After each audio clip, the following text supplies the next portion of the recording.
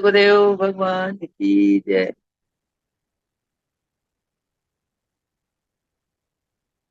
योग योगेश महापुर रामलाल योग मार्तन मुल्केश्वर भगवान सतगुरु सदगुरु स्वामी दिग्गज महाराज जी की बहुत जी चिंतन करो में साष्टांग दंडवत प्रणाम स्वीकार हो। ये प्रभु जी की कृपा करुणा आशीर्वाद से आज सत्संग आरंभ करते हैं। कहते हैं कि आज के सत्संग में महाराज जी सबसे पहले हमें अपनी पहचान करवाते हैं कि हम स्वयं क्या है, हम कौन है। क्या हमने कभी ये विचारा हम क्या है, हम कौन है, हम क्यों आए हैं संसार में, कहाँ से आए हैं, कहाँ जाना है, हमें कुछ नहीं पता। सदगुरु बताते हैं कि हम स्वयं ही आत्मा है, हम स्वयं देह नहीं। हमारी आत्मा ही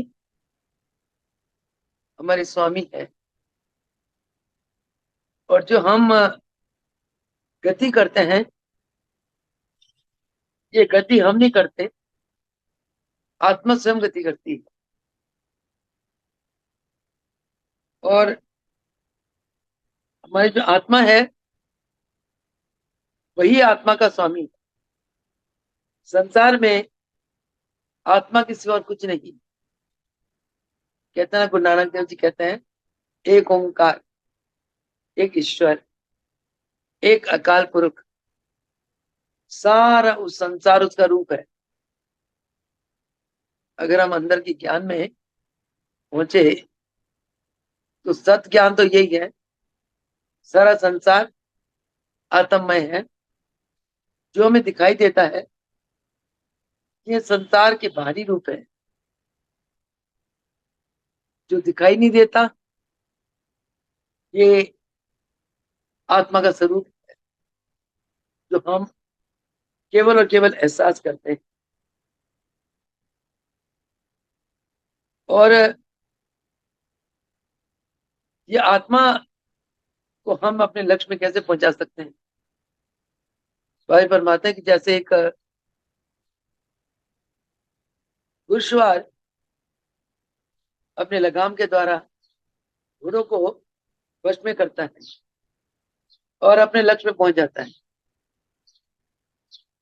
उसी प्रकार आत्मा इंद्रियों के द्वारा इस जीवात्मा को कंट्रोल करता है, क्योंकि आत्मा आत्मा का स्वामी है। आत्मा जीव को इंद्रियों के द्वारा, मन सहित इंद्रियों के द्वारा सीमित करते हुए अपनी लक्ष्य स्थान पे जीवात्मा को ले जाता है। यानी कि जीव को आत्मा उसका जो लक्ष्य है, परम पद है, मोक्ष पद है, वहां तक ले जाता है। तो वो आत्मा कैसे ले जाता है, इसके द्वारा आत्मा के अंदर ये क्षमता कहाँ से आती है? क्योंकि आत्मा स्वयं एक योग शक्ति स्वरूप है। और इस आत्मा का हम वो कैसे कर सकते हैं? जब हम मन सहित इंद्रियों को वश में कर लेते हैं। ये आत्मा करती है, मन सहित इंद्रियों को वश में करके जीव को अपने लक्ष्य पर बचा देती है। इसीलिए आत्मा को ऊपर उठाना, आत्मा को प्रकाशित करना, आत्मा को दिव्य बनाना, ये हमारा परम कर्तव्य है। उसके लिए योग अभ्यास। योग में क्या होता है, हम मन के विकार को धोते हैं, अंतःकरण को धोते हैं। मन के अंदर जो अहंकार वृत्तियां है योग साधना के द्वारा उस अहंकार की वृत्तियों को हम साफ करते हैं, क्योंकि अहंकार ही मानव का बहुत बड़ा शत्रु है। अहंकार के कारण मानव ईश्वर की पहचान नहीं कर पाता, अपनी आत्मा की पहचान नहीं कर पाता। कहने के बाद भी तुम्हारी अभी बात आत्मा का पहचान ही ईश्वर का पहचान है। तो इस आत्मा का या ईश्वर का पहचानने के लिए मन का संयमित होना, इंद्रियों को वश में करना, ये अत्यंत आवश्यक है।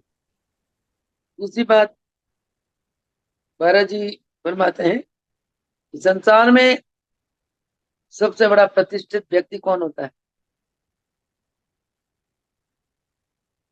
संसार में सबसे बड़ा प्रतिष्ठित वो है जो दूसरों के सद्गुणों को अपना लेता है और अपने दुर्गुणों को छोड़ता जाता है।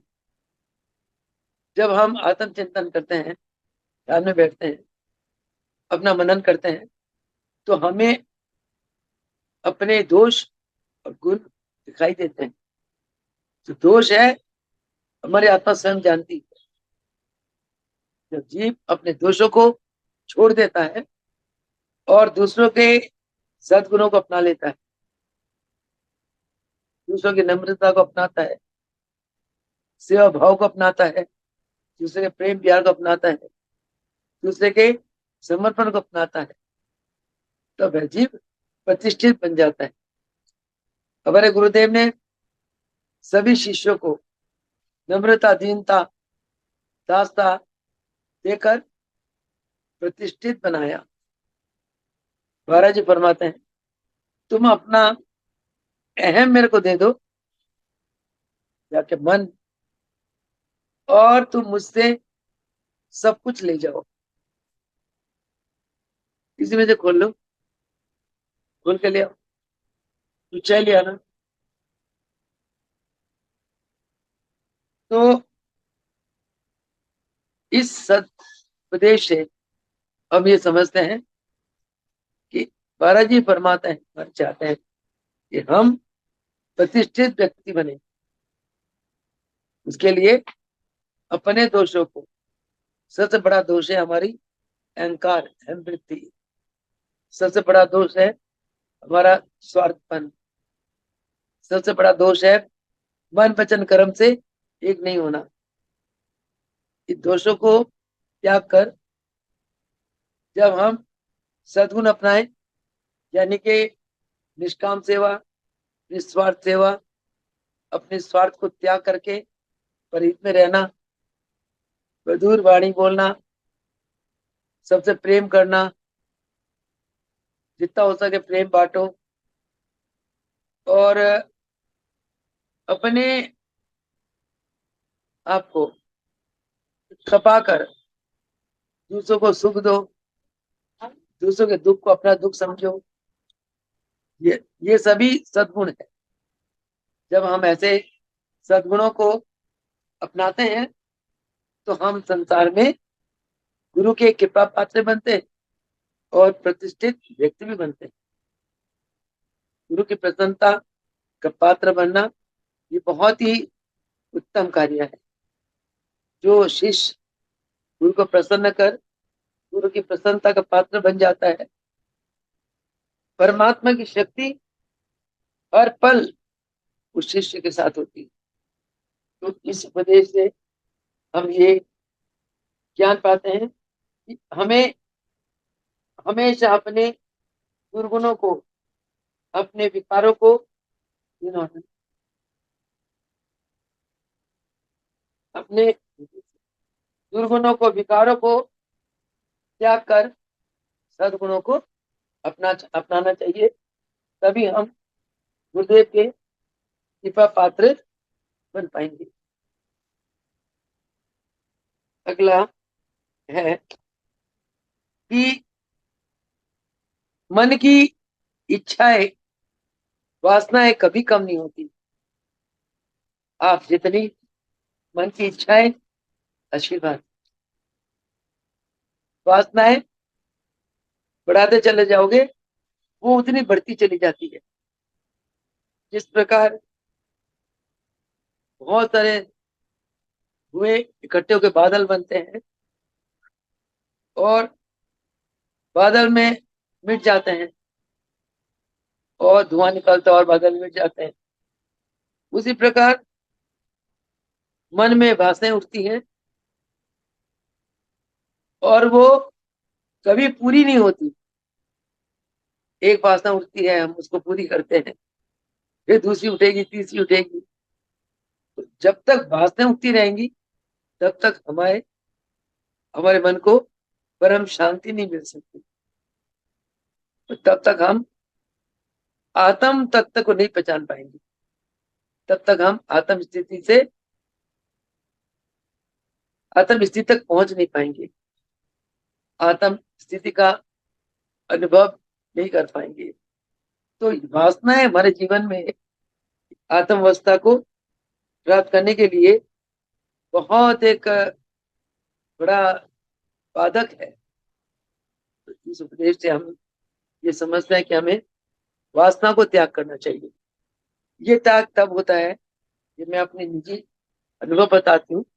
जैसे जैसे आप ध्यान की अवस्था को बढ़ाते हो, ध्यान के अभ्यास को आप बढ़ाते हो और आपको आत्मा की अनुभूति होने लगती है। जैसे जैसे आत्मा का बोध होने लगता है, अपने आप वासनाएं, इच्छाएं सब समाप्त होने लगती है, क्योंकि आत्मा वैराग्य से परिपूर्ण है, आत्मा प्रेम से परिपूर्ण है, आत्मा ज्ञान से परिपूर्ण है। तो जैसे आप आत्मा के नजदीक पहुंचते हो, आप प्रेम का स्वरूप बन जाते हो, ज्ञान का स्वरूप बन जाते हो, प्रकाश का स्वरूप बन जाते हो। फिर आपको किसी चीज की इच्छा ही नहीं होती, कोई डिमांड नहीं होती। और दूसरे शब्दों में आप वासना को त्याग देते हो। फिर अगला प्रवचन महाराज जी, सतवचन महाराज जी फरमाते हैं कि अब कैसे मानोगे कि यह जगत परमात्मा का प्रतिबिंब है। परमात्मा तो सत्य है और ये जगत मिथ्या है, ये माया माया है, जाल है, भ्रम है। केवल और केवल परमात्मा सत्य है। इस सत्य को महाराज जी बहुत एक सरल उदाहरण से समझाते हैं। जैसे चंद्रमा है, हम पूर्णमासी वाले दिन समुद्र के किनारे जाके बैठ जाते हैं और समुद्र की लहरों में हम चंद्रमा की प्रतिबिंब देखते हैं। चंद्रमा आकाश में है, प्रतिबिंब जल में है। लहरें बिल्कुल शांत हो गई है, जल के अंदर चंद्रमा की पूरा प्रतिबिंब हमें दिखाई देता है। परंतु आप नदी के किनारे, सागर के किनारे बैठे हैं, आपको पता है कि चंद्रमा तो ऊपर है, पानी में इसका प्रतिबिंब है। वो प्रतिबिंब सत्य नहीं, असत है, इसका आपको बोध है। उसी प्रकार ये संसार जो सत स्वरूप परमात्मा है, जो सत्य है, उसका प्रतिबिंब है। क्या पानी में जो चंद्रमा का प्रतिबिंब है वो सत्य है? आप सत्य होगे उसको? नहीं, असत है, क्योंकि वो इमेज है, प्रतिबिंब है। अजय चंद्रमा तो ऊपर आकाश में है। सेम असली आत्मा जो परमात्मा है, वो तो संसार में सर्वव्यापी है, व्याप्त है, सबके घट में व्याप्त है वो। ये संसार जो है उस परमात्मा का प्रतिबिंब मात्र है। इसलिए इस संसार को असत कहा गया। इस सत्यता को भगवान शंकर ने वर्षों के समाधि के बाद जाना। जब माँ भवानी ने भगवान शंकर से पूछा, हे नाथ, वर्षों आप समाधि में रहे, आप अपना अनुभव तो बताएं। भगवान शंकर क्या कहते हैं? कहूँ भवानी, अनुभव में अपना, ब्रह्म सत्य, जगत एक सपना। जगत सुपनमय है, आज है कल नहीं। अभी कई दिनों से मेरे को ध्यान में अपने पिछले कई जन्म दिखाई दे रहे हैं। किसी जन्म में मैं कुछ कर रही हूँ, किसी जन्म में कुछ कर रही हूँ, किसी जन्म में कुछ कर रही हूँ।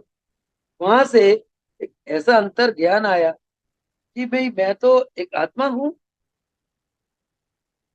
बहुत जन्म ले चुकी हूँ, और हर जन्म में मैं चोला बदलती हूँ। हर जन्म में मेरे कर्म अलग अलग है, कार्य अलग अलग है, परंतु हर जन्म में मेरे माता पिता अलग अलग है। कौन मेरे साथ है? एक शक्ति मेरे साथ है। वो कौन सी शक्ति है? वो सतगुरु की शक्ति। गुरुदेव हर जन्म में मेरे साथ है। हर जन्म में मैंने गुरुदेव को अलग अलग रूप में देखा। तब से तो मेरा प्रेम इतना अगाध हो गया गुरुदेव के प्रति। हे प्रभु, एक तुम्हारा जो संबंध है मेरे साथ, वही सत है। मैं मिस ये आत्मा, तुम परमात्मा। तुम्हारा मेरा जो संबंध है वो सत्य है, बाकी सब मिथ्या है। हर जन्म में ये संबंध सब बदल जाते हैं, परंतु हे प्रभु, तुम हर जन्म में मेरे साथ हो। तुम्हारे बिना मैं तो एक बिल्कुल अकेली हूँ। तुम्हारे बिना मेरा कोई सहारा नहीं। ये जो रिश्ते नाते हैं ऊपर से दिखाई देते हैं, ये सब मिथ्या है, क्योंकि शरीर के छूटते ही सब छूट जाते हैं। कोई नहीं साथ होता है। प्रभु तुम तो मेरे साथ हो, तुम ही मेरे सच्चे मीत हो, तुम ही मेरे सच्चे साथी हो। इसीलिए उस बात की अनुभूति आती है, जिनके दर्श को तरसिया किया, दर्शन देने आए, बिरला कोई पहचानेगा, देश बदल कर आए। मान अपमान में सम करते हैं, सुख दुख में करते समान। योग से ज्ञान और ज्ञान से मुक्ति, पद दिलवाने आए। बिरला कोई पहचानेगा, देश बदल कर आए। तो ये सब सत्य ज्ञान, सत्य का ज्ञान केवल और केवल सतगुरु देते हैं। संसार में गुरु बहुत है, बहुत प्रकार के हैं। बच्चा जब जन्म लेता है, पहला गुरु उसका माँ होती है। माँ ममता की मूर्ति है। भाव से प्रेम लेना देना सिखाती है, प्रेम से शब्द सिखाती है, अक्षर सिखाती है, बोलना सिखाती है, चलना सिखाती है। पिता उसका पालन करते, उसके अंदर संस्कार देते हैं, पढ़ाते लिखाते बड़ा करते हैं, व्यवसाय या नौकरी के काबिल बनाते हैं माता पिता। फिर वो कोई इंस्टीट्यूट में जाता है, उसका हेड उसे गाइड करते हैं। वो एक पढ़ाई का गुरु हो गया, एक स्कूलिंग गुरु हो गया, जो विद्या सिखाते हैं, जो नौकरी सिखाते हैं, कमाई सिखाते हैं। वो उसके बॉस हो गए, उसके गुरु हो गए, व्यापार के गुरु। उसके ऊपर एक गुरु है आत्मा के, जो आत्मा का ज्ञान कराते हैं, जो आत्मा का बोध कराते हैं, सत्य का बोध कराते हैं, सत्य का ज्ञान कराते हैं। वो है सतगुरु। जब सत्य का ज्ञान करा दिया, तो सारे संस्कार कर्म सब तक धो गए, और आप परम पद मोक्ष पद के अधिकारी बने। इसलिए गुरु का ऋण शिष्य के ऊपर बहुत महान है।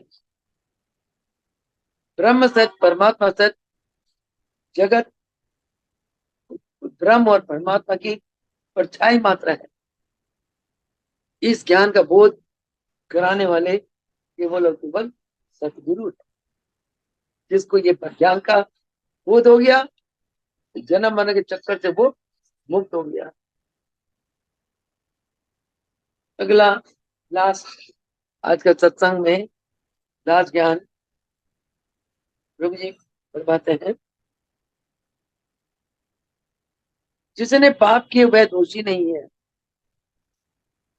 पाप हो जाता है, गलतियां हो जाती हैं, वह दोषी नहीं।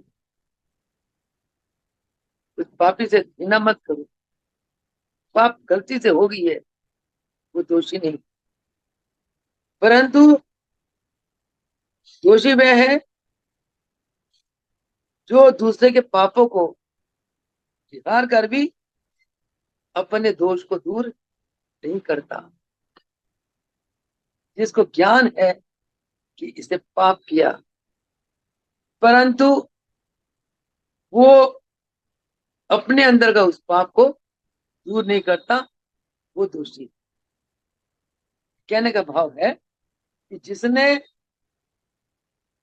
अपने अंतकरण को शुद्ध नहीं किया, वो महादोषी है।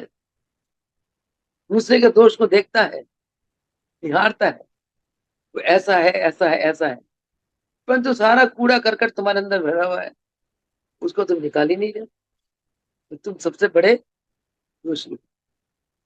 तो अंदर का दोष ये हम कैसे निकालें? अंतर का दोष निकालने का रास्ता क्या है? केवल और केवल सतगुरु भक्ति और गुरु प्रेम।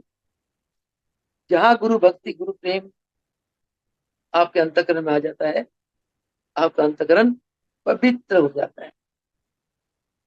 प्रेम का जल आपके अंतकरण के सारे मैल को साफ कर देते हैं। प्रेम एक ऐसी चीज है, ऐसी शक्ति है जो घृणा को धो देती है, द्वेष को, राग को धो देती है, जो काम क्रोध को धो देती है। प्रेम एक ऐसी चीज है। इसलिए कहते हैं, प्रेमी बनकर प्रेम से ईश्वर के गुणगान कर। मन मंदिर में गाफिले झाड़ू रोज लगाया कर। प्रेमी बनकर प्रेम से ईश्वर के गुणगान कर। बहुत सुंदर मार्ग है, दो मार्ग है अपने अंतकरण को धोने के लिए, ईश्वर की प्राप्ति के लिए। और हम बहुत ही सभी बच्चे बहुत ही भाग्यशाली है जो हमें योगी गुरु मिले। कहते शीश दिए गुरु मिले तो भी सस्ता जान। योगी गुरु तो आसानी से मिलते नहीं है। पर ही फरमाते हैं, जब जीव के जन्मों के कर्म संस्कार, जन्मों के पुण्य कर्म एकत्रित होते हैं, तब योगी गुरु की प्राप्ति होती है। योगी गुरु जिसको अपना लेते हैं, हर जन्म में उसे मिलते हैं, हर जन्म में उसका कल्याण करते हैं। जब तक उसे मोक्ष पद की प्राप्ति नहीं करा देते, तब तक हर जन्म में गुरु शिष्य को मिलते रहते हैं। ऐसे महान हमारे गुरुदेव महाप्रभु योग योगेश्वर रामलाल प्रभु जी, गुरुकेश्वर भगवान एवं सदगुरुदेव स्वामी देवदयाल महाराज, ऐसे गुरुओं को बार बार नमन, बार बार प्रणाम। आज शिक्षक दिवस पर हम तन मन धन से गुरुदेव के चरणों में आत्म समर्पित होकर उनसे आशीर्वाद मांगते हैं। हर पल हमें अपने चरणों की सेवा बख्शो, भक्ति दो, ज्ञान दो, और अपनी कृपा करुणा आशीर्वाद से हर पल हमारी प्रभु रक्षा करें। तन मन धन से हम लोग सुखी रहे। इसी प्रार्थना के साथ आज के सत्संग को विराम देते हैं। हो सकुदेव भगवान की योग कृष्ण महापुर रामलाल जी, गुलकेश्वर भगवान, सत्य देवदयाल भगवान, जय जय।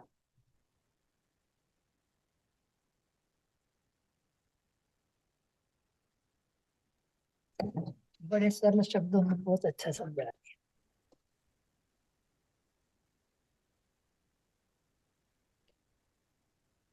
आपने तो अपने सारे जन्म देख लिए।